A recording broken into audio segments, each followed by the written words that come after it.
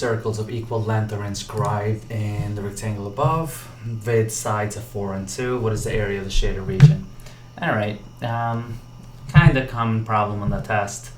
It's really not that bad. Let's check out what's happening here. So this is 2, right? The length over here is 2, and this whole thing is 4. So a couple of things here. 4 semicircles of equal length are inscribed in the rectangle above. So if this side is 2, I can probably guess that this right there is 1. This whole thing right there is going to be 2, right? Because that's going to be 2 and that's going to be 2 if I make a total of 4 here. So really the radius, if you look at it this way, and let's make that a little bit darker so you can see it clearly. So the radius of one of these semicircles should be 1. Fair enough? Because if this whole thing is 2, and you can look at it this way too, if that's the center of the circle right there, that's going to be 1.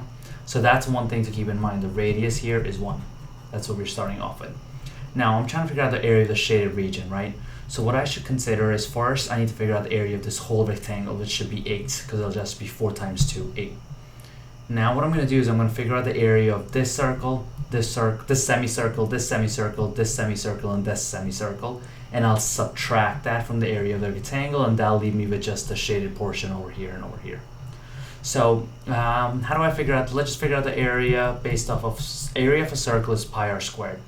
So let's just deal with this one right here. Okay, let's deal with this one. This is what we're gonna deal with right now. We know that if this was a full circle, the radius here is 1. We throw that 1 in there, so this will become pi times 1 squared. 1 squared is just 1. 1 times pi is pi. So the area of the full circle will be pi. But now this is just a semicircle, which is half of that. So pi divided by 2 will be the area of that semicircle. And then we can see how all these semicircles are the same exact size. So this will be pi over 2. This will be pi over 2. This will be pi over 2.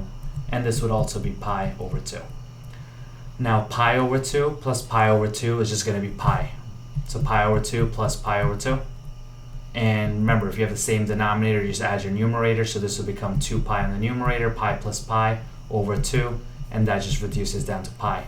Or you can look at it this way. These two circles right here, this circle and this circle, make one full circle.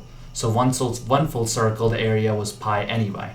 So this circle, sorry, this is starting to get confusing. This circle plus this circle, the area is pi. And you know that this circle plus this circle, the area will be pi as well. So in total, all 4 of them, this one, this one, this one, and this one will be 2 pi.